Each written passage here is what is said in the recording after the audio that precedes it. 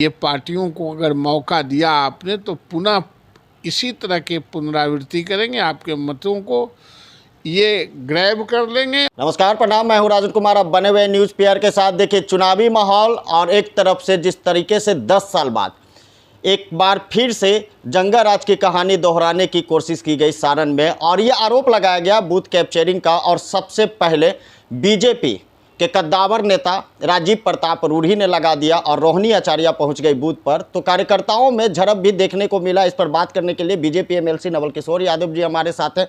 लगता है 10 या 15 साल बाद फिर से बूथ कैप्चरिंग, कहीं डर तो नहीं ना गया रूढ़ी जी? डरने का सवाल, लंगा से तो गंगा भी डरती है। इसका मतलब गंगा अपने स्थान छोड़ के नहीं चली गई, वो अपने स्थान पर ही है। ये इन लोगों का जो ट्रैक रिकॉर्ड है आरजेडी का, ये पीछे का भी ट्रैक रिकॉर्ड देखेंगे तो ये लोकतांत्रिक लोग नहीं है। ये दूसरे के मतों का हड़प के उपयोग करा लेना चाहते हैं और सत्ता में सुख सुविधा के लिए, परिवार की सुविधा के लिए ये करना चाहते हैं।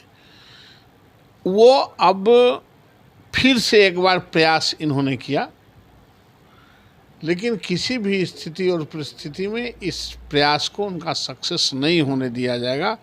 और वो जंगल राज जिसकी चर्चा आप करते हैं, और जो लालू यादव जी का और राबड़ी देवी जी का जो ट्रैक रिकॉर्ड है, उसको पुनः पुनरावृत्ति न सरकार होने देगी, न जनता होने देगी। सब अवेयर है और सब जानती है।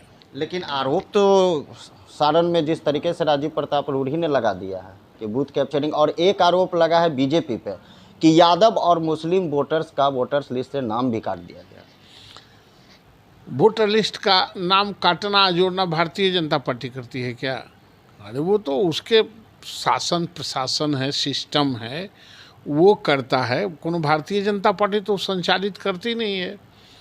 और इसमें राजीव प्रताप रूढ़ी जी का कहने का मतलब यह है कि यह पुनः 10 साल पहले, 15 साल पहले, जो 2005 के पहले की जो स्थिति है, ये पार्टियों को अगर मौका दिया आपने तो पुनः इसी तरह के पुनरावृत्ति करेंगे, आपके मतों को ये ग्रैब कर लेंगे। और फिर आपके बाल बच्चों को जो घर से निकलेगा, जब इस पावर में आ जाए तो फिर आप असुरक्षित रहेंगे। यहाँ जो उद्योग है वो किडनैपिंग उद्योग चलने लगेगा। यह कहने का मतलब। एक बेटी पटना में, अब दूसरी बेटी रोहिणी आचार्य भी सारण।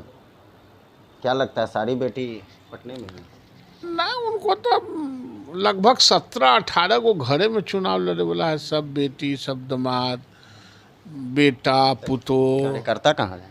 कार्यकर्ता के क्या जरूरत होगा में? उसमें कार्यकर्ता को तो वही लात खाने के लिए, देखे नहीं थे वहाँ लतियाया था कृष्ण मेमोरियल हॉल में, तो कार्यकर्ता वहाँ लात खाने के लिए होता है। तो वो तो 18 सीट तक तो उसको अपने है, और फिर एलआई पार्टी है, इसलिए कार्यकर्ता की कोई ज़रूरत आरजेडी में नहीं है। एक खलीद तेजस्वी